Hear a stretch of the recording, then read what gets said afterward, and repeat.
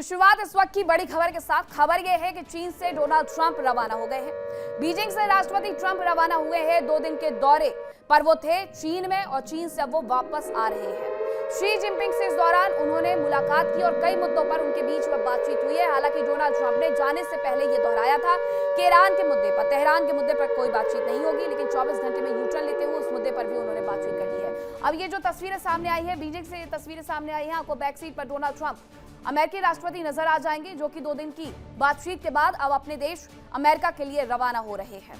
इसके साथ कई मुद्दों पर अहम चर्चा हुई है, जिसमें तेहरान का मुद्दा भी रहा, हॉर्मुज का मुद्दा भी रहा, ताइवान का मुद्दा भी रहा।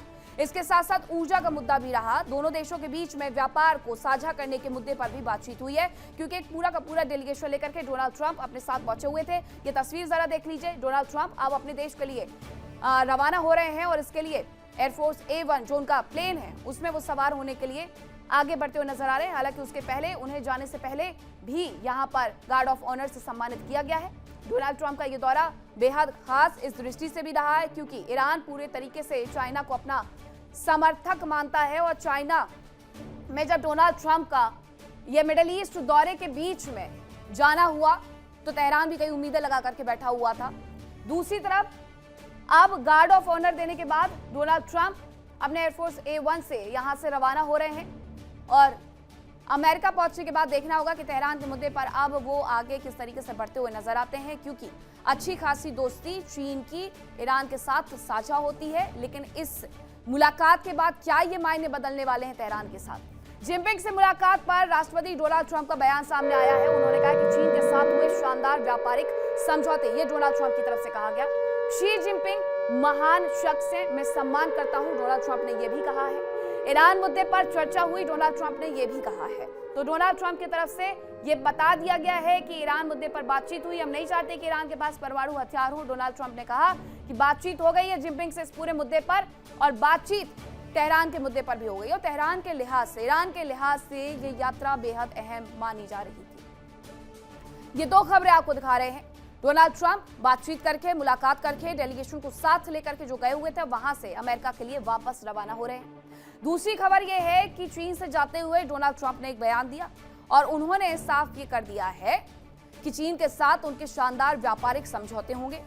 शी जिनपिंग महान शख्स से मैं सम्मान करता हूं, ये उनकी तरफ से कहा गया। लेकिन शी जिनपिंग अपनी तारीफ सुनने के बाद भी ताइवान के मुद्दे पर कहीं से भी पिघलते हुए नजर नहीं आए। ईरान मुद्दे पर जरूर डोनाल्ड ट्रंप कह रहे हैं कि हमारी चर्चा हुई, हमारी बातचीत हुई और हम नहीं चाहते कि ईरान के पास परमाणु हथियार हो, यह उनकी तरफ से कह दिया गया है। मिडिल ईस्ट में चल रही जंग के बीच में ये यात्रा बेहद अहम मानी जा रही थी, लेकिन इस यात्रा का 2 दिवसीय पड़ाव अब समाप्त हो चुका है। बीजिंग से अमेरिका के लिए डोनाल्ड ट्रंप, अमेरिकी राष्ट्रपति, रवाना हो रहे हैं।